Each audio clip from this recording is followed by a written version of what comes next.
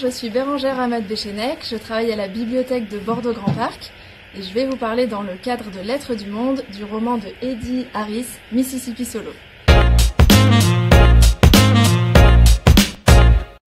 Pour décrire en 3 mots-clés ce roman, j'ai choisi fleuve, récit de voyage et détermination. Solo est publié en 2020 par les éditions Liana Levy et c'est la première publication française de ce livre qui est sorti en 1988 aux États-Unis, lançant la carrière de son auteur, Eddie Harris.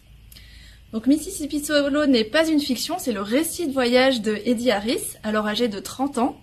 sur le fleuve Mississippi, de sa source dans le Minnesota jusqu'au golfe du Mexique où il se jette dans la mer, traversant donc une bonne partie des États-Unis et charriant avec lui l'histoire du pays et les images d'un fleuve boueux, hostile et puissant. Donc c'est un voyage qu'il va entreprendre seul,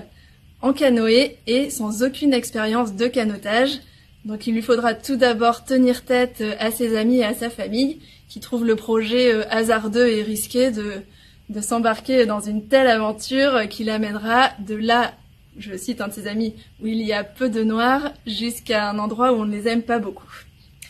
Mais pour Eddie, qui lui insiste sur le fait de ne pas se déterminer par sa couleur de peau, faire le Mississippi, c'est faire quelque chose. Après 7 années, essayer de devenir un écrivain sans succès, comme il le dit. Donc se lancer un défi et voir s'il a les tripes pour vivre cette aventure dangereuse et grandiose. Donc le récit se déroule jour après jour, assez simplement, en décrivant les paysages, en racontant le quotidien du bivouac et les rencontres au fil de l'eau, et les différents sentiments par lesquels passe Eddie, avec de la peur, de la fatigue, du découragement parfois, mais aussi l'apaisement, la sérénité, et jusqu'à une forme d'osmose avec le fleuve. Donc c'est un récit que j'ai trouvé très honnête, franc et qu'il serait bien trop réducteur de résumer par c'est l'histoire d'un noir américain qui descend le Mississippi tout seul en canoë et c'est pour ça que je vous invite à le lire.